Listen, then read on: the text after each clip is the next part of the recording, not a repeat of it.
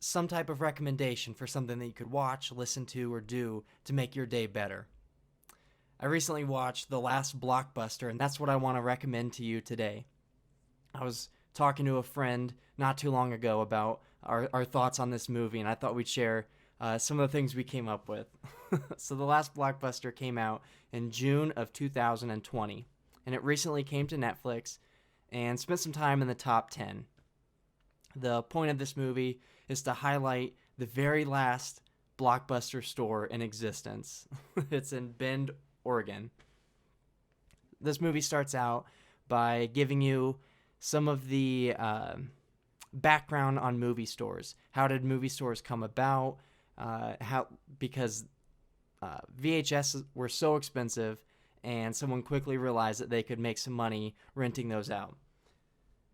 So it gives you that background, and then it basically goes through like an hour of just nostalgia, of just interviews with people talking about how much they love Blockbuster and movie stores and that experience.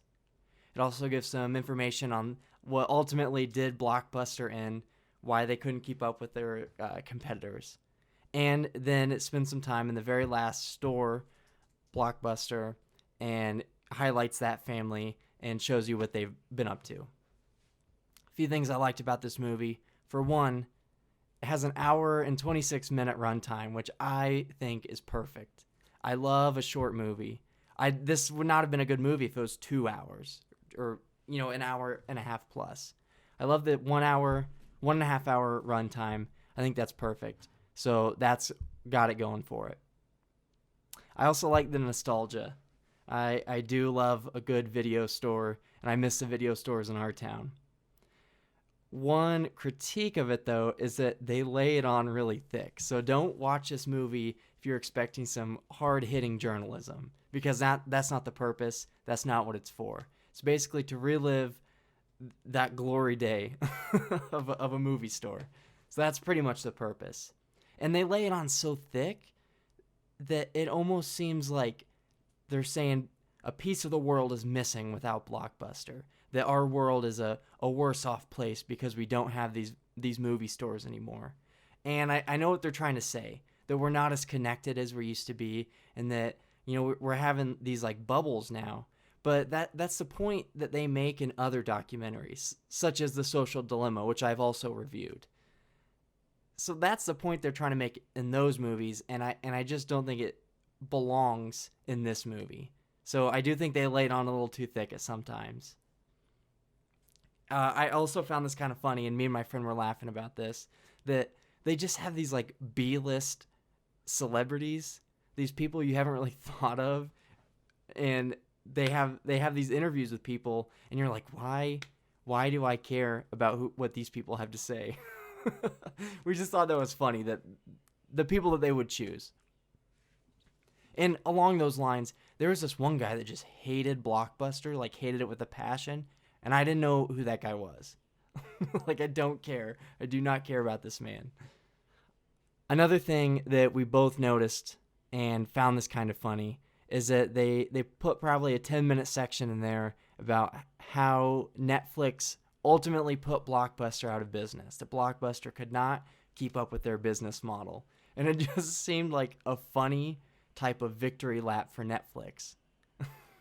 That they had to put that in there about how they beat Blockbuster.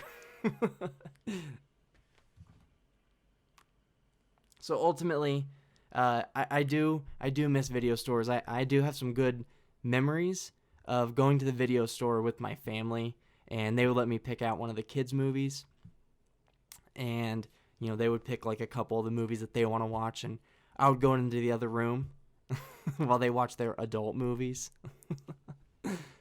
So I do have some good memories of going to the family video in our town. We actually didn't have a Blockbuster, but same thing, right? Just different colored carpet, I think. In the town that I'm in now, the Blockbuster is no longer, obviously it's gone, but when it went out of business, a liquor store moved in. And they didn't change any of the signs. So there's the Ticket Blockbuster sign. They pulled off the Blockbuster words and just put Hollywood Liquors. So rest in peace to Blockbuster in this town. The Family Video in my hometown just went out of business as well, and a dispensary moved in. So we're really moving up. So ultimately, I would recommend this documentary. I think it's worth your time. I think it's fun. Just don't expect some super investigative journalism. It's just a fun thing to watch. And remember that time when you would go to the movie store and you would pick out the movies and maybe pick out some candy. And, it was like a whole ordeal to go do that. Now we just have these videos right at the click of a button. And I'm not going to make the call whether that's good or bad for our world, but you can make that decision yourself when you watch this movie. So Last Blockbuster, I recommend. I think it's a fun movie. Just don't think too much about it. So thank you for listening today to the Breakfast Benediction. My name is Kenny Smallhorn. If you liked what you heard, you can subscribe anywhere you get your podcast. So Google Podcast, Apple Podcasts, Spotify.